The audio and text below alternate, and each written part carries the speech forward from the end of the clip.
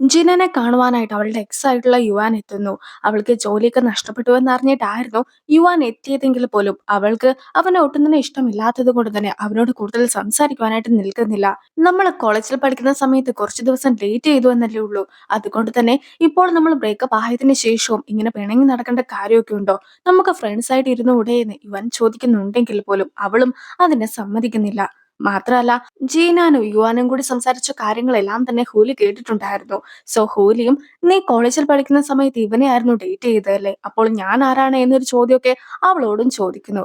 പക്ഷെ അവൾക്ക് മറ്റു ചില കള്ളങ്ങളൊക്കെ ഹൂലിയുടെ അടുത്ത് പറയേണ്ടതായിട്ട് വരികയാണ്. അതായത് അവളുടെ അമ്മ ടീച്ചർ ആയിരുന്നുവെന്നും ആ ടീച്ചർ പഠിപ്പിച്ചൊരു സ്റ്റുഡന്റ് ആണ് യുവാൻ എന്നും അങ്ങനെയാണ് ഞങ്ങൾ ഡേറ്റ് ചെയ്തതെന്നും അതേസമയം ഹൂലിയോടുള്ള സ്നേഹം കാരണമായിരുന്നു അവനെ വേണ്ടെന്ന് വെച്ചതെന്നും ഒക്കെ തന്നെ അവൾ പറയുമ്പോഴത്തേക്കും നീ ഇത്രയേറെ ത്യാഗം സഹിച്ചാണ് എന്നെ സ്നേഹിച്ചതെന്നൊന്നും തന്നെ എനിക്ക് അറിയുകയില്ലായിരുന്നു എന്ന് പറഞ്ഞുകൊണ്ട് ഹൂലിയും അവളെ ഹഗ് ചെയ്യുന്നു. എങ്കിൽ പോലും അവനും പൂർണ്ണമായിട്ട് അവളെ വിശ്വസിക്കുവാനായിട്ട് തയ്യാറായിരുന്നില്ല.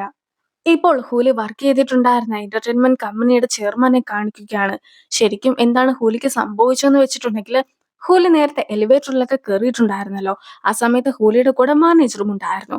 പക്ഷേ അങ്ങനെ എലിവേറ്ററിൽ കയറിയ സമയത്ത് ഹൂലിയുടെ ഇലക്ട്രിസിറ്റി ഒക്കെ ലീക്കായി പോയിട്ടുണ്ടായിരുന്നു. അതുമൂലം അവിടെ ഒരു ആക്സിഡന്റ് പോലെ ഉണ്ടായി. ഈ ഒരു സമയത്ത് ഷോക്കൊക്കെ അടിച്ചിട്ടുണ്ടായിരുന്ന കൂടെ ഉണ്ടായിരുന്ന മാനേജർ ബോധം കെട്ട് പോവുകയും പിന്നീട് എന്താണ് സംഭവിച്ചതെന്ന് മാനേജർക്ക് ബോധമില്ലാതാവുകയും ചെയ്തു. ഇതിനിടയ്ക്കാണ് ശരിക്കും ഹൂലി സൂയിസൈഡ് ചെയ്യുകയും മറ്റുമൊക്കെ ചെയ്തിട്ടുണ്ടായിരുന്നതും. എന്തായാലും ഈ ഒരു എലിവേറ്ററിലെ ദൃശ്യങ്ങളൊന്നും തന്നെ പുറത്തു പോകാതെ എല്ലാം ഡിലീറ്റ് ചെയ്ത് കളയണമെന്ന രീതിക്ക് ചെയർമാൻ പറയുന്നു. കൂടാതെ ജീനാൻ ആയിരുന്നല്ലോ അന്ന് എലിവേറ്ററിന്റെ വെളിയിൽ ഉണ്ടായിരുന്നത്. പക്ഷെ അവൾക്കും ഇതിനെക്കുറിച്ചുള്ള കാര്യങ്ങളൊന്നും തന്നെ അറിയാത്തത് കൊണ്ട് തന്നെ കൂടുതലായിട്ട് അന്വേഷിക്കുവാനും ചെയർമാൻ നിൽക്കുന്നില്ല. ഹൂലിനെ നിർമ്മിച്ചിട്ടുണ്ടായിരുന്ന സയന്റിസ്റ്റ് ആയിട്ടുള്ള യാങ്ങിനെ ഇപ്പോൾ ചെയർമാൻ കോൾ ചെയ്യുന്നു. അങ്ങനെയിരിക്കെ ഹൂലിനെ നമുക്ക് രക്ഷിക്കുവാനായിട്ട് സാധിക്കുകയില്ല. അവൻ ഇത്രയും കാലം ഒരു മനുഷ്യനെ പോലെയാണ് ജീവിച്ചതെങ്കിൽ പോലും അവനൊരു റോബോട്ടാണെന്ന് പുറത്തറിയുകയാണെങ്കിൽ നമുക്കത് വളരെയധികം പ്രശ്നമാകുന്നതായിരിക്കും. അതുകൊണ്ട് തന്നെ നിലവിൽ ഇലക്ട്രിസിറ്റി ഒക്കെ ലീക്കായി തുടങ്ങിയിട്ടുള്ള അവനെ എന്നേക്കുമായിട്ട് ഇല്ലാതാക്കാതെ മറ്റൊരു മാർഗവും ഞാൻ കാണുന്നില്ല എന്ന രീതിക്ക് ചെയർമാനും സംസാരിക്കുന്നു. ഹൂലി കുളിച്ചോണ്ടിരിക്കുന്ന സമയത്ത് പെട്ടെന്ന് വെള്ളം നിന്നു പോവുകയാണ്. അവനും ഒരുപാട് തവണ ചീനാനെ വിളിക്കുന്നുണ്ടെങ്കിൽ പോലും അവൾ കേൾക്കാതെ ആകുമ്പോഴത്തേക്കും അവൻ പുറത്തേക്ക് ഇറങ്ങുന്നു. ഈ ഒരു സമയത്ത് ഇലക്ട്രിസിറ്റിയുമായിട്ട് വെള്ളം കോണ്ടാക്റ്റിലൊക്കെ ആകുന്നതായിട്ട് കാണിക്കുന്നുണ്ട്. കൂടാതെ അവൻ വീണ്ടും വെള്ളമൊക്കെ തുറക്കുവാനായിട്ട് ശ്രമിക്കുന്നുണ്ടെങ്കിലും വെള്ളം വരാതെ ആവുകയും ആ വീട്ടിലെ മൊത്തത്തിലുള്ള ഇലക്ട്രിസിറ്റി തന്നെ നിന്നു പോവുകയും ചെയ്യുന്നു. ഈ ഒരു സമയത്തായിരുന്നു ജീനാൻ അവനെ തേടി എത്തിയിട്ടുണ്ടായിരുന്നത്. അവന് കുളിക്കാനായിട്ട് വെള്ളമില്ലാത്തത് കൊണ്ട് തന്നെ അവനെ ഹെൽപ്പ് ചെയ്ത് കൊടുക്കുന്നതെല്ലാം തന്നെ ജീനാനാണ്. സോ അങ്ങനെ ജീനാനും അവനെ ഹെൽപ്പ് ചെയ്തുകൊണ്ടിരിക്കുന്ന സമയത്ത് ഞാൻ എല്ലാ കാര്യങ്ങളും മറന്നുപോയിട്ട് പോലും നിന്റെ പേര് മാത്രം ഓർത്തിരിപ്പുണ്ടായിരുന്നു. അത് എന്തുകൊണ്ടാണ്, നമ്മൾ തമ്മിൽ എന്ത് ബന്ധമാണ് ഉള്ളത് എന്ന രീതിക്ക് അവനും ഓർക്കുന്നു. പിറ്റേ ദിവസമൊക്കെ ആക്കുമ്പോഴത്തേക്കും ഹൂലിയും റെഡി ആയിട്ട് ഫ്ലവേഴ്സ് ഒക്കെ മാറ്റി വെച്ചുകൊണ്ട് നിൽക്കുന്നത് കണ്ടിട്ടുണ്ടായിരുന്ന ജീനാനും അവന്റെ അടുത്ത് ഇഷ്ടമൊക്കെ തോന്നുകയാണ്. അവൻ എന്തൊരു ഹാൻസം ആണെന്നൊക്കെ അവളും ഓർക്കുന്നു. അങ്ങനെ ഇരിക്കെ അവന് വിശക്കുന്നുണ്ട് എന്നൊക്കെ പറയുമ്പോഴത്തേക്കും അവളും നൂഡിൽസ് ഒക്കെ ഉണ്ടാക്കി കഴിക്കുകയാണ്. അവളങ്ങനെ കഴിക്കുന്നത് കണ്ട് കഴിയുമ്പോൾ തന്നെ ഇതിനു മുമ്പ് അവള് റിച്ച് ആയിരുന്നു എന്നൊക്കെ പറഞ്ഞിട്ടുണ്ടായിരുന്നതിനെ കുറിച്ച് അവനും ഓർക്കുന്നു. റിച്ച് ആയിട്ടുള്ള ഒരാളുടെ പെരുമാറ്റമൊന്നും ആയിരുന്നില്ല അവളുടെ അടുത്ത് നിന്നും വന്നിട്ടുണ്ടായിരുന്നത്. അതുകൊണ്ട് തന്നെ അത് കള്ളമാണെന്ന് അവന് നന്നായി തന്നെ മനസ്സിലാവുകയാണ്. ജീനാനും വർക്കിന് പോകുവാനായിട്ട് സമയമായിട്ടുണ്ട്. അതുകൊണ്ട് തന്നെ ജീനാനും ഇപ്പോൾ അവന്റെ കയ്യിൽ ഒരു ഫോണൊക്കെ കൊടുക്കുകയാണ്. ഈ ഒരു ഫോൺ മാത്രമേ നീ ഉപയോഗിക്കുവാനായിട്ട് പാടുള്ളൂ. അതും എന്നെ മാത്രമേ കോൾ ചെയ്യാവൂ. കൂടാതെ ഇവിടെ നിന്നും പുറത്തിറങ്ങുവാനായിട്ട് നീ ഒരിക്കലും ശ്രമിക്കുവാനായിട്ട് പാടില്ല. എന്റെ പേരൻസ് ഇപ്പോഴും നമ്മളെ അന്വേഷിച്ച് നടപ്പുണ്ട്.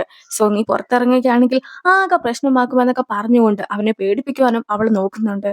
എന്തായാലും കുറച്ചുനാൾ നീ ശരിക്കും സൂക്ഷിക്കേണ്ടതായിട്ടുണ്ട്. അതിനുശേഷം പേരൻസിന്റെ മനസ്സൊക്കെ മാറുന്നതായിരിക്കുമെന്നും അപ്പോൾ നമുക്ക് സമ്മതം മേടിക്കാമെന്നും അവളും പറയുന്നു. നിലവിൽ പേരൻസിന്റെ സഹായമൊന്നും ഇല്ലാത്തത് കൊണ്ട് തന്നെ പിശുക്കിയൊക്കെ ജീവിക്കേണ്ട ഒരു അവസ്ഥയിലൂടെയാണ് കടന്നു പോകുന്നതെന്ന രീതിക്ക് അവളും സംസാരിക്കുന്നു.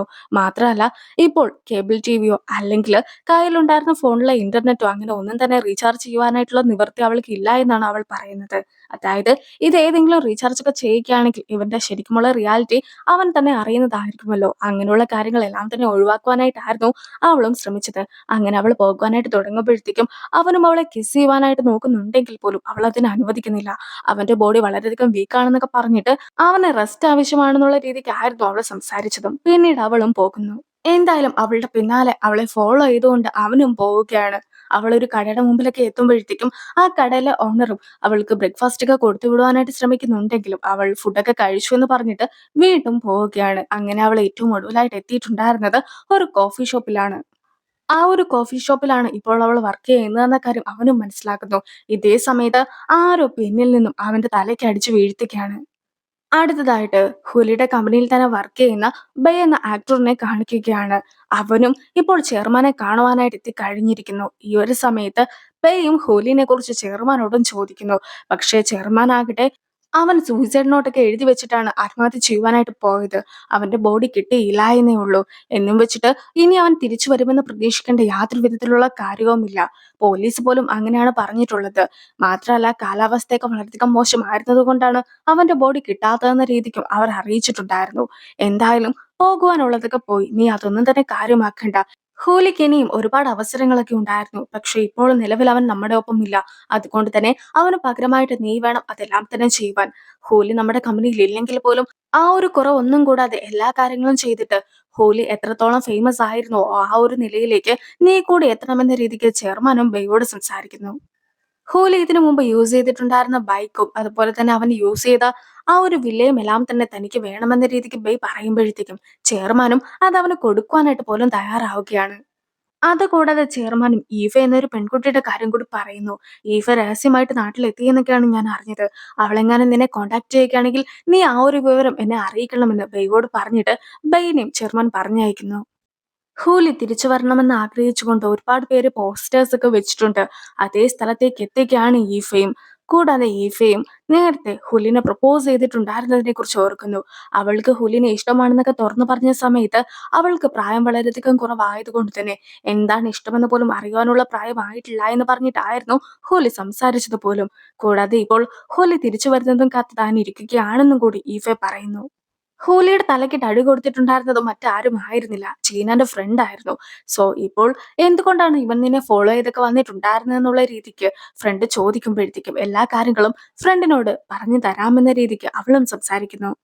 തനിക്ക് ആകെ പരിചയമുള്ളത് ജീനാനെ മാത്രമാണ്. അതുകൊണ്ടാണ് ജീനാനെ ഫോളോ ചെയ്തൊക്കെ വന്നിട്ടുണ്ടായിരുന്നതെന്ന് പറഞ്ഞുകൊണ്ട് അവളുടെ വഴക്ക് കേൾക്കാതിരിക്കുവാനായിട്ട് അവനും കുറച്ച് ക്യൂട്ട്നെസ് ഒക്കെ ഇടുന്നു. അതൊക്കെ കാണുമ്പോഴത്തേക്കും ജീനാനും അവന്റെ അടുത്ത് ഇഷ്ടം തോന്നിക്കുകയാണ്. പക്ഷെ അത് തുറന്നു പറയുവാനായിട്ട് സാധിക്കുകയില്ലല്ലോ. അങ്ങനെ നിൽക്കുന്ന സമയത്തായിരുന്നു അവിടേക്ക് സോങ് എത്തിയിട്ടുണ്ടായിരുന്നത്. സോങ്ങിനെ കണ്ട ഉടനെ തന്നെ ജീനാനും അവനോട് വെളിയിലേക്ക് വരുവാനായിട്ട് പാടില്ല എന്നും ഇപ്പോൾ തന്നെ തിരിച്ചെത്താമെന്നും പറഞ്ഞുകൊണ്ട് സോങ്ങിന്റെ അടുത്തേക്കുമായിട്ട് പോകുന്നു. ഈ സോങ് എന്ന് പറയുന്നത് നേരത്തെ ജീനാന്റെ എക്സ് ആയിട്ടുണ്ടായിരുന്ന ബോയ് ഫ്രണ്ട് ഉണ്ടല്ലോ യുവാൻ. ഈ ഒരു യുവാന്റെ ഇപ്പോഴത്തെ ഗേൾ ഫ്രണ്ട് ആണ്. സോ ചീനാന്റെ ജോലിയൊക്കെ പോയെന്ന് കണ്ടിട്ട് അതൊക്കെ ഓർത്ത് സന്തോഷിക്കുവാനായിട്ടായിരുന്നു സോങ്ങും എത്തിയത്. കൂടാതെ സോങ്ങും അടുത്ത ദിവസം യുവാന്റെ ബർത്ത്ഡേ ഒക്കെ വരുവാനായിട്ട് പോവുകയാണ്. അതിനുവേണ്ടി ഒരു കേക്ക് ഉണ്ടാക്കി തരുവാനായിട്ടും അവളുടെ അടുത്തായിട്ട് പറയുന്നു. പക്ഷെ അവളും കേക്ക് ഒന്നും ഉണ്ടാക്കി കൊടുക്കുവാനായിട്ട് താൻ തയ്യാറല്ല എന്ന രീതിക്കൊക്കെ സംസാരിക്കുമ്പോഴത്തേക്കും അവളെ കുറ്റപ്പെടുത്തുവാനായിട്ടൊക്കെ ആയിരുന്നു സോങ്ങും ശ്രമിച്ചിട്ടുണ്ടായിരുന്നത്. ഇതേ സമയത്ത് ഹൂലി കൂടി അവിടേക്ക് എത്തുന്നു. ഹുലിനെ കാണുമ്പോൾ തന്നെ ഇത് നിന്റെ പുതിയ ബോയ് ഫ്രണ്ട് ആണോ, അവന്റെ ഫേസ് ഒന്ന് ഞാൻ കാണട്ടെ എന്ന് പറഞ്ഞുകൊണ്ട് ഹുലിയുടെ മാസ്ക് ഒക്കെ അഴിക്കുവാനായിട്ട് ശ്രമിക്കുകയായിരുന്നു സോങ്. ഈ ഒരു സമയത്ത് സോങ്ങിനെ തടഞ്ഞുകൊണ്ട് ജീനാൻ നിൽക്കുമ്പോഴത്തേക്കും ജീനാനും അവളുടെ ബാഗിലൊക്കെ ഒന്ന് പിടിക്കുന്നുണ്ട്. അത് കണ്ട് ദേഷ്യം വന്നിട്ടുണ്ടായിരുന്ന സോങ്ങും ഇതെനിക്ക് എന്റെ ബോയ് ഫ്രണ്ട് ആയിട്ടുള്ള യുവാൻ മേടിച്ചു തന്ന ഗിഫ്റ്റ് ആണ്, ഇത് വളരെയധികം എക്സ്പെൻസീവ് ആയിട്ടുള്ള ഒരു ബാഗ് ആണെന്നൊക്കെ പറഞ്ഞുകൊണ്ട് സംസാരിക്കുന്നു. എന്റെ ബോയ് ഫ്രണ്ട് വളരെയധികം റിച്ച് ആയതുകൊണ്ടാണ് അവൻ എനിക്ക് വേണ്ടി ഇത് മേടിച്ചു തന്നത്. പക്ഷെ നിന്റെ ബോയ് ഫ്രണ്ടിന് ഇതുവല്ലോ നിനക്ക് മേടിച്ചു തരുവാനായിട്ട് സാധിക്കുമോ എന്ന രീതിക്കൊക്കെ അവൾ സംസാരിക്കുമ്പോഴത്തേക്കും ഇത് ഒറിജിനൽ ബാഗ് ഒന്നും അല്ല, മറിച്ച് ഇത് ഒറിജിനൽ ബാഗിന്റെ ഒരു ചീപ്പ് കോപ്പി മാത്രമാണ്. ഇതൊക്കെ എനിക്ക് നിസ്സാരമായിട്ട് മേടിക്കാവുന്നതേ ഉള്ളൂ. അല്ലെങ്കിൽ തന്നെ ഇത് ചീപ്പ് കോപ്പിയാണെന്ന് കാണുമ്പോൾ തന്നെ ആൾക്കാർക്ക് മനസ്സിലാവുമെന്നും നീ വല്ല കടയിലും പോയിട്ട് സാധനമൊക്കെ മേടിക്കുവാനായിട്ട് മാത്രം ഇത് ഉപയോഗിക്കുന്നതായിരിക്കും നിനക്ക് നല്ലതെന്നും പറഞ്ഞുകൊണ്ട് അവളെയും കളിയാക്കി വിടുന്നു.